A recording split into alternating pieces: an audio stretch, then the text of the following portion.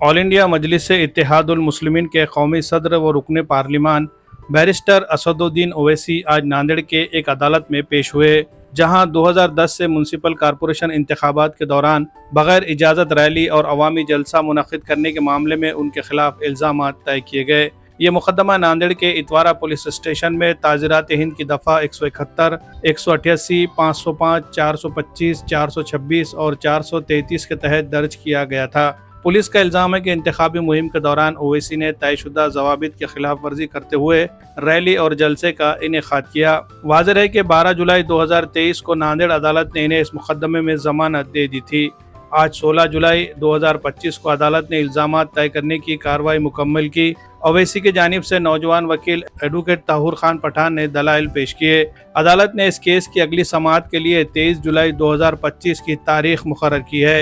ये मुकदमा सियासी और क़ानूनी हलक़ों में ख़ास अहमियत का हामिल समझा जा रहा है, क्योंकि ये मुल्क के एक मुमताज़ सियासी रहनुमा के खिलाफ ज़ेर इल्तवा पुराने मुकदमात में से एक है। अदालती कार्रवाई के बाद मीडिया नुमाइंदों से गुफ्तगू करते हुए असदुद्दीन ओवैसी ने मुख्तलिफ मौज़ूआत पर बात की। जितने एक्यूज थे हम सब ने उसको चार्जेस को डिनाई किया। अब कोर्ट चलेगा। लेकिन आप एक जो ये चीज आप बैरिस्टर है, जस्टिस डिनेड जस्टिस डिनाई, इतने साल के बाद ये मुकदमा चल रहा है, कहीं भारतीय अदालतों को इस चीज को बदलना पड़ेगा? हमारा केस चल रहा है, चलने दो ना, आप उसमें क्यों बोलिए। दूसरा सर, नीतीश रानी जी ने हिंदी मराठी जबान के ऊपर विवाद चल रहा है, इस बारे में क्या बोलेंगे? वो अभी एक नया बयान दिए हैं कि नमाज भी जो है हिंदी मराठी में अदा की जाए, अज़ान।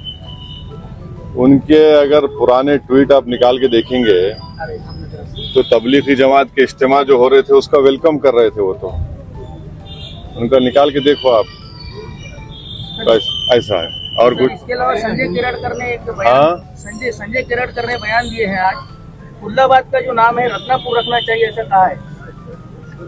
ऐसा है, देखिए महाराष्ट्र में किसान परेशान है, किसानों की खुदकुशी बंद नहीं हो रही है, रोजगार सरकार दे नहीं पा रही है, और वो जो लड़कियों की स्कीम थी, क्या नाम था उसका, उसका क्या हो रहा उसका पता नहीं। कुरैश बरादरी के लोग स्ट्राइक पर है क्योंकि गौरक्षक उन पे जुल्म कर रहे हैं और उनकी गाड़ियों को कॉन्फिस्केट किया जा रहा है, उनका लाइसेंस नहीं दिया जा रहा है, स्लॉटर हाउस नहीं खोला जा रहा है। इतना पब्लिक के इश्यूज हैं, उस पर बात ही नहीं कर रहे। तो ये जो जिम्मेदारियां उनकी है गवर्नेंस से, उससे बचने के लिए ये सब डाइवर्जनरी टैक्टिक्स है। नाम बदलने से क्या लोग भूल जाएंगे क्या? कश्मीर के गवर्नर ने बोला है कि सुरक्षा में, कश्मीर के गवर्नर ने बोला है कि सुरक्षा में चूक हुई थी पहलगाम मामले में, उन्होंने जिम्मेदारी स्वीकारी है। जिम्मेदारी स्वीकारी है तो उनको अपना इस्तीफा देना चाहिए। भाई 26 हमारे भारत के नागरिक को मजहब उनका पूछकर, क्योंकि उनका ताल्लुक हिंदू धर्म से था, उनको सर पे गोली मारी गई उनके परिवार के सामने। तो अगर उनको इतनी तकलीफ है गवर्नर साहब को, तो वो अपना रिजाइन करे ना। और हम मोदी सरकार से पूछना चाहेंगे कि पहलगाम का जिम्मेदार कौन है, इसका अकाउंटेबिलिटी किस पर आती है? कैसा वो लोग, वो आतंकवादी वहां पर गए उस मेडोज में, और जाकर वहां पर कोई पुलिस की सुरक्षा नहीं।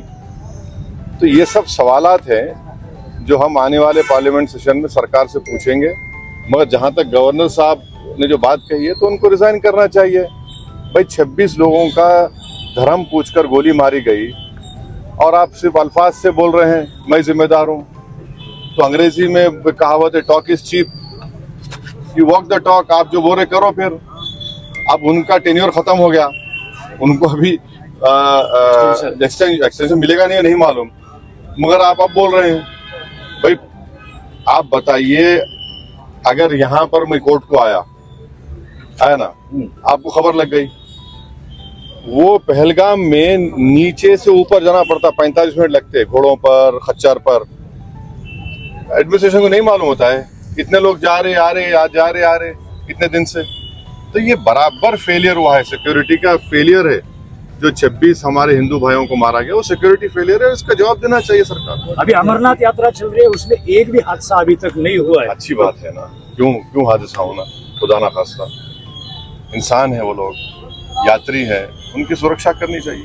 चुनाव होने जा रहे हैं बिहार में, जो कुछ अब चल रहा है इलेक्शन के वोटर लिस्ट अपडेट को लेकर, इस पर क्या बोलना है और आपका पार्टी का मौक़िफ़ क्या रहने वाला है? देखिए, अख्तर ईमान साहब जो हमारे बिहार प्रदेश के अध्यक्ष हैं, प्रेसिडेंट हैं, सदर हैं, एमएलए भी हैं, उनकी तरफ से सुप्रीम कोर्ट में वो भी पिटिशनर है और सुप्रीम कोर्ट ने जो इंटरिम ऑर्डर दिया है, अब 28 को फिर पेशी है उसकी, जिसमें सुप्रीम कोर्ट ने प्राइमा फेसी यह कहा कि इलेक्शन कमीशन को आधार कार्ड, एपिक कार्ड और राशन कार्ड को भी कंसिडर करना चाहिए, नंबर 1। दूसरी बात जो आप लोगों को समझना चाहिए, 2019 में पार्लियामेंट में भारत सरकार ने इलेक्शन कमीशन तरफ से जो जवाब दिया उसमें कहा कि 2016, 2017, 2018 की वोटर लिस्ट में किसी भी फॉरेन नेशनल का नाम नहीं आया, सिवाय तेलंगाना में 1, वेस्ट बंगाल में 1 और एक प्रदेश में 1 आया, 3 लोगों का। चौथी बात यह है कि अगर ये मीडिया में जो फैलाया जा रहा है कि सोर्सेस से मालूम हुआ कि वहां पर म्यांमार के, नेपाल के, बांग्लादेशी लोग आ रहे, तो हम ईसीआई से बड़ी हम्बली रिक्वेस्ट करेंगे कि आप उन बीएलओस का नंबर दो हमको। हमारे पार्टी के लोग जाकर उन बीएलओस से पूछेंगे कहां पर आपको दिखा है बांग्लादेशी, कहां पर आपको नेपाली दिखा, कहां पर आपको म्यांमार का दिखा। हम बीएलओ को जब मिलके उसको बताएंगे, वहां के लोगों को पूछेंगे। और आखिरी बात यह है कि बिहार में खास तौर से सीमांचल का जो इलाका है, वहां पे जितने नौजवान हैं, मिसाल के तौर पर उसके 60-70% नौजवान या तो मुंबई में है, हैदराबाद में है, दिल्ली में है, या पंजाब के खेतों में काम कर रहे, या केरल के खेतों में काम कर रहे, है ही नहीं वहां पर। कैसा होगा उनका? और फिर इलेक्शन कमीशन ये बोल रहा है कि 2003 की वोटर लिस्ट पे जिसका नाम आ गया उनका नाम नहीं आएगा, उनका नाम नहीं आएगा। चलिए, ये बात समझ में आ गई। मगर ये बताइए कि जिसका नाम नहीं आया उसको बोल रहे बर्थ सर्टिफिकेट। तो बिहार सरकार का जो रजिस्ट्रेशन ऑफ बर्थ सर्टिफिकेट है 2004 का, 2005 का, एक 13% 2004 का, 2005 का 16%, 16% कहाँ से लाएंगे बर्थ सर्टिफिकेट? फिर बोले 10th का सर्टिफिकेट लगाओ। कितने लोग 10th पास करते भाई बिहार में? कितने लोगों के पास पासपोर्ट है? तो ये प्रैक्टिकल डिफिकल्ट हम SIR कराइए, आप उसका टाइम दीजिए। ये जो 1 महीने में आप करना चाह रहे हैं ना कि 25 जुलाई तक जिसका नाम आ गया, जो दे दिया फॉर्म, और जो डॉक्यूमेंट नहीं है, डॉक्यूमेंट कहाँ से लाएंगे इतनी जल्दी लोग? इसके पीछे हार का डर तो शामिल नहीं है? अगर सवाल हार जीत का नहीं है, सवाल ये है कि वोट डालेंगे तो कोई हारेगा, कोई जीतेगा ना।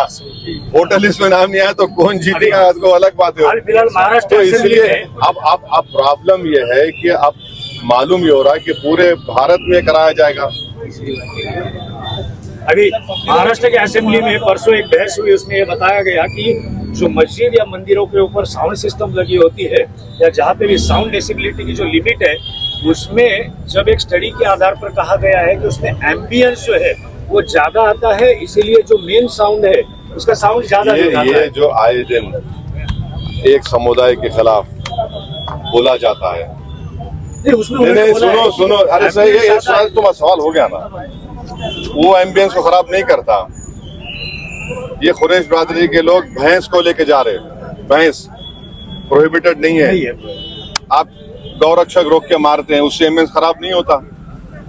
लीगली लेकर जा रहे तो बोलते नहीं मोटर व्हीकल एक्ट लगाएंगे, वो नहीं हुआ तो बोलते क्रूरल्टी ऑफ एनिमल लगाएंगे।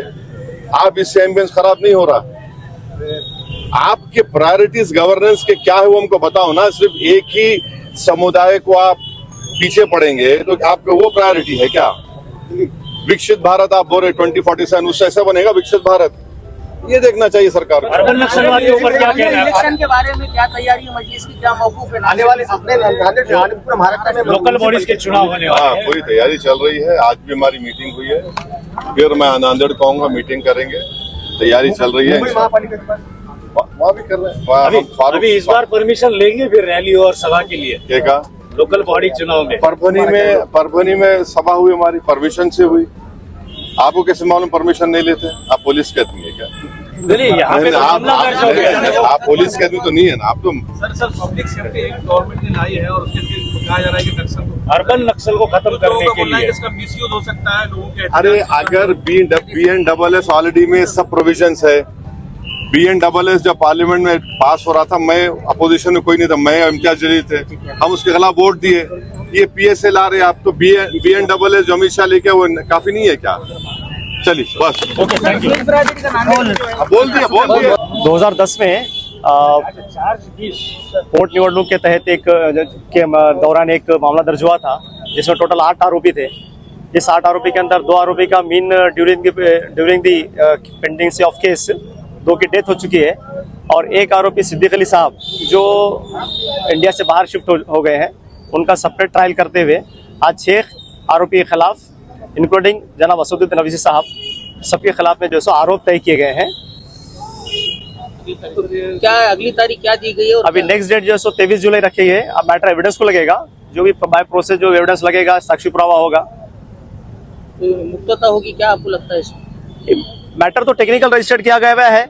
इंशाल्लाह ये केस हम जो भी लीगली है हम एविडेंस क्रॉस करेंगे विटनेसेस को और इंशाल्लाह जो सो सभी आरोपी इंशाल्लाह बाइज्जत बरी होंगे। उनका वारंट कैंसिल किया गया है, उसको नहीं, वारंट नहीं है, वो अवेलेबल वारंट था, वो कैंसिल हो चुका है।